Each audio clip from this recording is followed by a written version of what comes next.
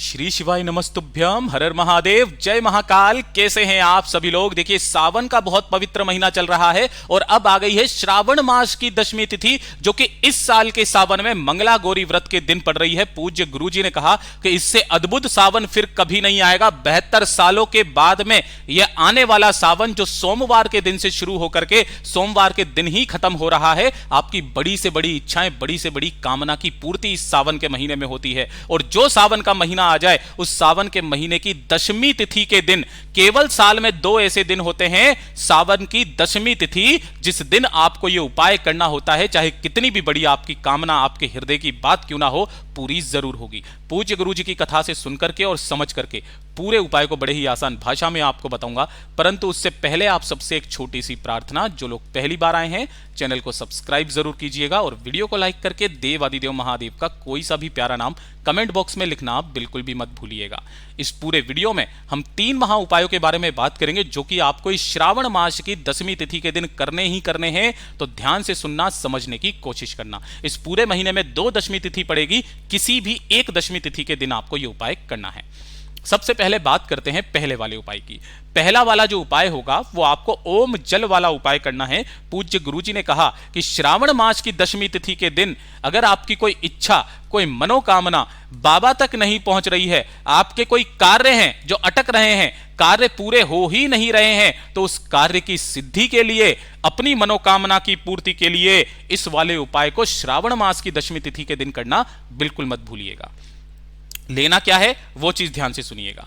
आपको लेना होगा सबसे पहले बेलपत्र। ठीक है, कितना बेलपत्र लेना है? मात्र 1 बेलपत्र आपको लेना है, जो कहीं से भी खंडित कटा फिटा ना हो। शिवलिंग के पास जाएंगे, शिवलिंग पर जो बेलपत्र चढ़ा है धो करके उसे काम में ले सकते हैं।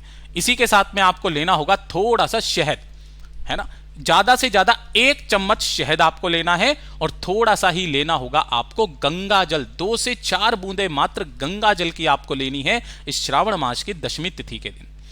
और लेना होगा 1 लोटा शुद्ध जल अपने घर का, एकदम ताजा जल होना चाहिए, इस चीज का ख्याल रखना। जो 1 चम्मच आपने शहद लिया है, उस शहद को आपको इसी के अंदर डाल करके अच्छे से घोल देना है, ताकि वो शहद नीचे ना बैठे। इसी के अंदर आपको 2 से 4 बूंदे गंगा जल जो लिया है, उस गंगा जल को डाल देना। लेकिन जो बेलपत्र है, उस बेलपत्र को इसके अंदर आपको नहीं डालना है, इस चीज का ख्याल रखना। और इन्हें लेकर के पहुंच जाना भोलेनाथ के मंदिर में, शिवलिंग के पास। उत्तर दिशा, नॉर्थ डायरेक्शन की तरफ मुख करके आपको खड़े हो जाना है। अब उपाय करने का एक नियम है खास, उसी तरीके से करना है, क्योंकि पूज्य गुरुजी ने इस श्रावण मास की दशमी तिथि के दिन जल चढ़ाने के क्रम को बिल्कुल बदल दिया। जब आपकी इच्छाएं पूरी नहीं हो रही होती है, बाबा तक बात नहीं पहुंच रही होती है, तब आपको कैसे करना होता है। जो आपने एक कलश लिया है, जिसके अंदर आपने शहद और गंगा जल मिलाया हुआ है ना, इसे तो आपको एक हाथ में पकड़ना है। और जो 1 बेलपत्र आपने लिया है, उस बेलपत्र को दूसरे हाथ से पकड़ करके इस कलश से आपको स्पर्श करा करके भगवान भोलेनाथ की शिवलिंग पर ऐसे समर्पित करना है कि डंडी जलाधारी के तरफ रहे, बीच वाली पत्ती का मुख आपकी तरफ में रहे। इस तरीके से पहले बेलपत्र आपको समर्पित करना है। उसके बाद में दोनों हाथों में उस कलश को पकड़ना और दोनों हाथों से कलश को पकड़ करके जब आप अपना नाम और गोत्र बोल करके शिवलिंग पर जल समर्पित करेंगे, तो जल चढ़ाने का क्रम क्या कहता है कि पहले आपको जल की धार शिवलिंग पर लगानी है और उसी तरीके से इस लोटे को आगे की तरफ बढ़ाते हुए ला करके कहां तक लेकर के आओगे? इस जल की धार को धीरे धीरे करके आपको माता अशोक सुंदरी तक लेकर के आना है और यहां तक लाते लाते आपका जल पूरा समाप्त हो जाना चाहिए। अपनी कामना मन में कहते हुए जो व्यक्ति श्रावण मास की दशमी तिथि के दिन इस उपाय को कर लेता है, चाहे कितनी भी बड़ी उसकी कामना क्यों ना हो, श्रावण के महीने में पूरी जरूर होती है। पूज्य गुरुजी का बहुत अद्भुत और अचूक उपाय है, जरूर कीजिएगा। बात करते हैं दूसरे वाले उपाय की। और ये जो दूसरा वाला उपाय है ना, ये आपके घर में उस व्यक्ति के लिए है जिसे गुस्सा बहुत ज्यादा आता है, छोटी छोटी सी बातों पर वो चिड़चिड़ा उठता है ना, जिसका चिड़चिड़ापन बहुत ज्यादा है, उसके अंदर गुस्सा बहुत ज्यादा आता है, गाली गलौज करता है, गलत रास्ते पर जा चुका है। तो उस व्यक्ति के लिए आपको एक छोटा सा उपाय करना है। अगर वो व्यक्ति गलत रास्ते पर जाते जाते नशा पानी पर नारी के चक्कर में पड़ चुका है, तो भी आपको ये वाला उपाय करना है। वो व्यक्ति अपने आप सही रास्ते पर आ जाएगा। उसके परिवार का कोई भी व्यक्ति इस उपाय को कर सकता है, उसकी बहन, उसकी बेटी, उसकी माता, उसकी पत्नी, उसके पिताजी, कोई भी कर सकता है। ठीक है, इसके लिए आपको चाहिए क्या? गिन करके 31 बेलपत्र आपको लेने हैं जो कहीं से भी खंडित कटे फटे ना हो, और आपको इजीली श्रावण मास के महीने में शिवलिंग पर 31 बेलपत्र भी आपको आसानी से मिल जाएंगे। उन्हें स्वच्छ जल से धोना, काम में ले लेना, और गिन करके ही लेने होंगे आपको 31 चावल के दाने, जो कैसे होने चाहिए, अक्षत होने चाहिए, पूर्ण होने चाहिए, कहीं से भी खंडित ना हो, इस चीज का ख्याल रखना। और लेना है 1 लोटा शुद्ध जल अपने घर का तांबे के कलश में। इन तीनों को लेकर के आपको भोलेनाथ के मंदिर में जाना है, शिवलिंग के पास किसी भी समय पहुंच जाना, कोई समय फिक्स नहीं है। श्रावण मास की दशमी तिथि के दिन उत्तर दिशा नॉर्थ डायरेक्शन की तरफ मुख करके आपको खड़े हो जाना है। अब उपाय करने का एक खास नियम और तरीका, पहले आपको 1 लोटा शुद्ध जल समर्पित करना है।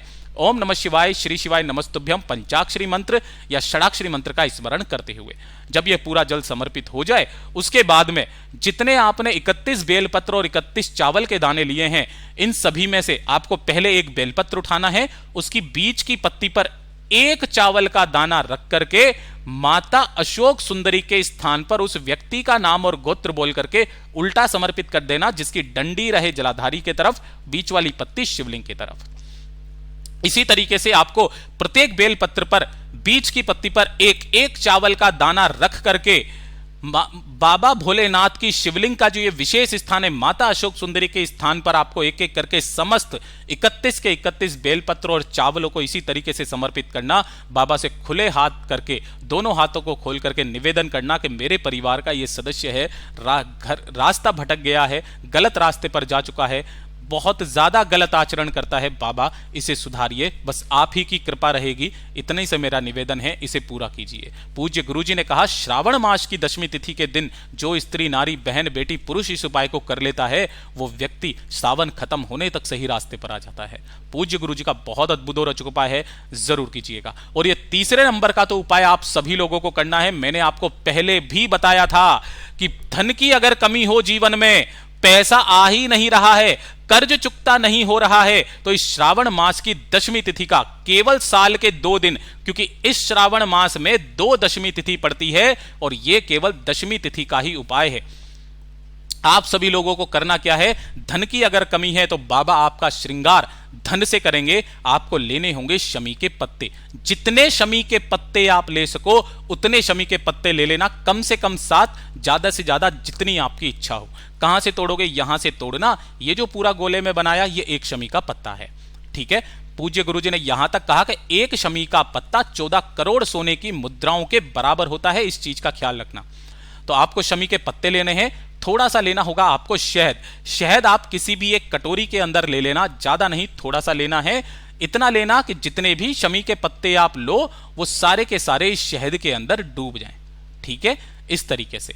तो आपको उन सभी के सभी शमी के पत्तों को इस शहद की कटोरी में डाल देना है और 1 लोटा शुद्ध जल अपने घर का भर लेना है। इसे लेकर के किसी भी समय श्रावण मास की दशमी तिथि के दिन उत्तर दिशा नॉर्थ डायरेक्शन की तरफ मुख करके भोलेनाथ की शिवलिंग के पास जाकर खड़े हो जाना। सबसे पहले 1 लोटा शुद्ध जल ओम नमः शिवाय, श्री शिवाय नमस्तुभ्यम पंचाक्षरी मंत्र या षडाक्षरी मंत्र का स्मरण करते हुए भोलेनाथ की शिवलिंग पर समर्पित कर देना।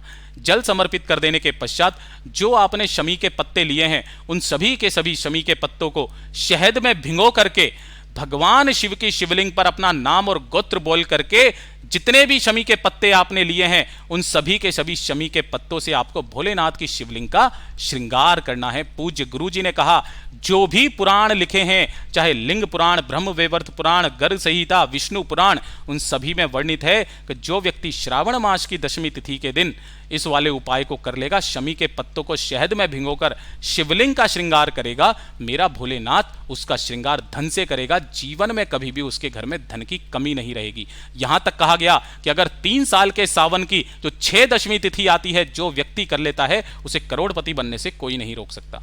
पूज्य गुरुजी के ये सभी उपाय बहुत ही ज्यादा खास और अद्भुत है, जरूर कीजिएगा। वीडियो पसंद आए तो लाइक जरूर करना, चैनल को सब्सक्राइब जरूर कीजिएगा। मैं आपसे मिलता हूं अगले वीडियो में, तब तक के लिए ओम नमः शिवाय, हर हर महादेव, जय महाकाल।